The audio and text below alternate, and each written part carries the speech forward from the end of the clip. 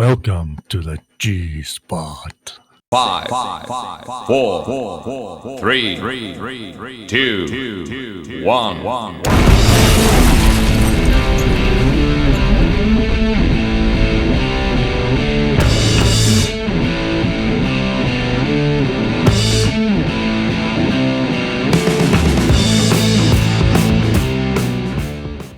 Hello everybody and welcome to Dynamic GT League's Dgt-G-Spot, which we haven't found for a while, and don't giggle, but it's just been a long time. In all honesty though, the reason we haven't had any G-Spots recently is because I haven't had the time. So with us having quite a lot of races where reports haven't been placed or penalties haven't been given, I've not had time to do the G-Spots, so also for any random stuff that happens, I've not been able to get those onto videos, even though there's been quite a few things over the last couple of months I wouldn't mind showing. Hopefully having the time to do them will get better as time goes on. Now that we've changed to the Mondays, it gives me a little bit more time to get some editing done, although we are heading into Christmas, so just be prepared for that. Right, what is the Dgt-G-Spot all about? If you don't know, well, it's where we can have a look at things that are reported from the Dynamic GT League races, so we can show what's reported, show the incidents, and show the stewards' decisions, and perhaps their explanations for the decisions as well, but also for anything weird or wonderful that may happen. Or, as we quite often used to say, I've just remembered as well, I can tell it's been a long time, is if there's anything you want clarification on, feel free to send a message to the page, and we can drop it onto the G-Spot if we have time to do so. Right, we've only got a couple of things to have a look at here. We've got one report and one situation that occurred at Monza that we'll show, so let's not hang about, let's crack on. G1, Race 2, report. Why did we change to Mondays? I don't like Mondays. Okay, so SRI put a report in on lap 20, which was the start of the last lap. At the first corner at Monza, says, was I given enough room? I also got a penalty for making sure I didn't make contact. So, let's see then what the stewards made of this. SGP and SRI go side by side into the first chicane on the final lap. SRI is squeezed onto the inside curb, which results in him receiving a penalty, which costs him a couple of positions before the finish. The steward's verdict is a stage 2 penalty to SGP for forcing another driver off the track, which is -3 points. It's understandable that SGP may have felt he left enough space for SRI, given that some drivers used a lot of the inside curb as their normal racing line, and it also may not have been clear to either driver at the time exactly what SRI's penalty was for. However, as SGP's right wheels were on the white line defining the edge, the inside edge of the track, there was no space available for SRI to stay within track limits himself. Although the stewards agreed this incident was unlucky on both drivers' part, they felt the impact on SRI's finishing position was too great to award a reduced penalty for sheer bad luck, which is only a 2-point penalty, or to give no penalty at all.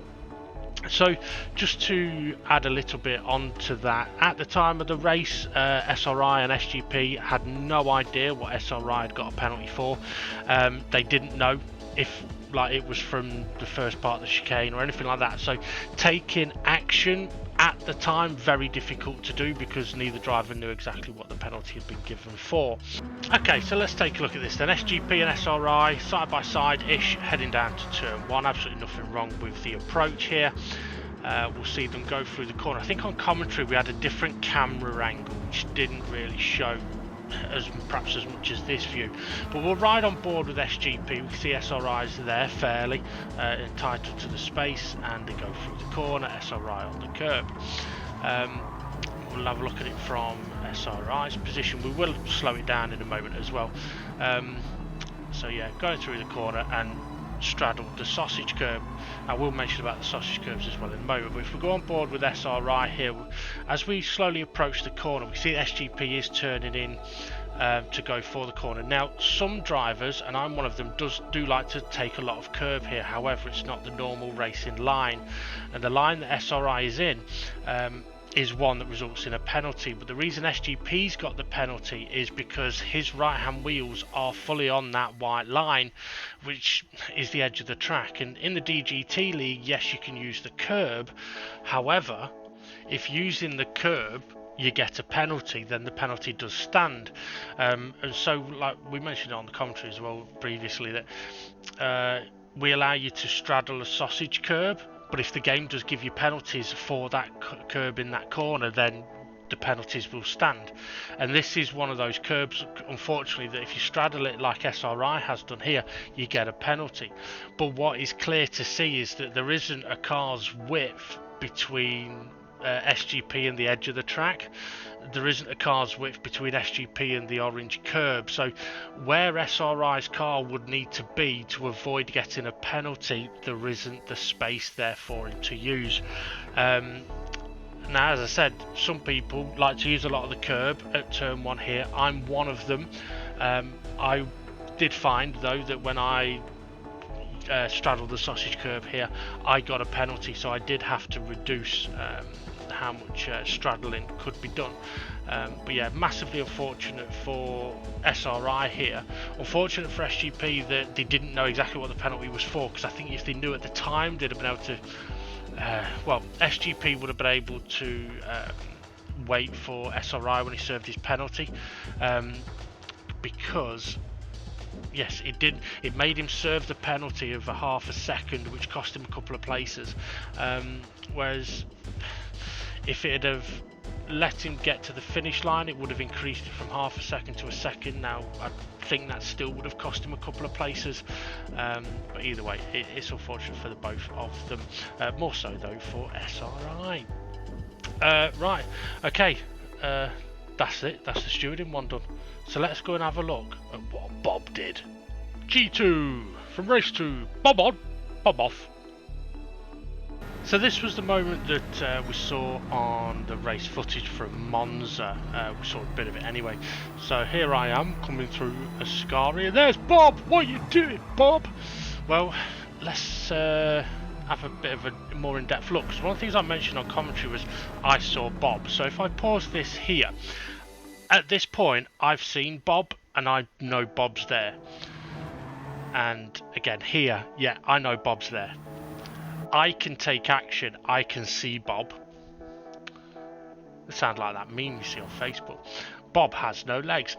So yeah, I can see Bob, that Bob's there, he's getting back on the track, and I'm in there pretty much full speed, and yeah. Now this is what actually happens to Bob. He dips a wheel on the front wheel on the curb, spins him round. I'm going to play this at full speed. I don't know what view Bob uses, but we'll get to that in a minute. So as we play it on here, you don't really see anything. So let's have another look. What we'll do is we'll have a look at some of the other views. So as Bob backs this up, and I pause it here, I can barely see me. But if Bob's using this view, or that view, or that view, I can't see a car, or that view. So I can fully understand Bob in that situation not being able to see me. But also the closing distance is so fast. Now I don't know if Bob is able to look left and right on his wheel. I know I can, but it depends on the view you're using. The only thing I would say is it would have been beneficial for him to look at the radar, see that cars were coming, and perhaps not try getting back to the track. But it does happen so quickly, and he's trying to get back to the track safely. It's just unfortunately that gap comes down so quick that there's not a lot to do, not a lot he can do. But as I sort of showed, given the different camera views, he couldn't see me.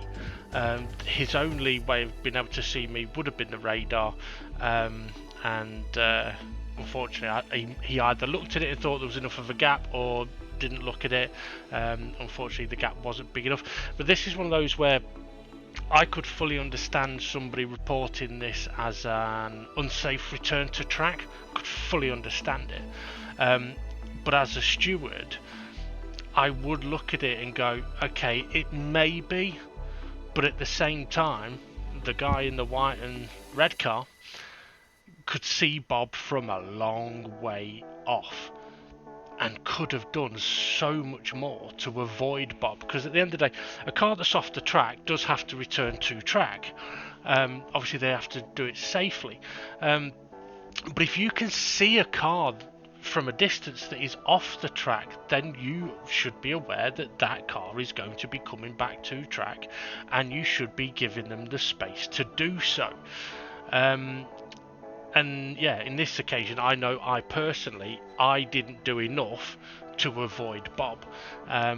So yeah, it's an interesting one. I think people will have different views on it, which is perfectly understandable. I mean, feel free to let us know what you think. And yeah, there we go. That's it. G-Spot done. I'm sure we'll have another one soon. It tends to happen at least once a year. So, right.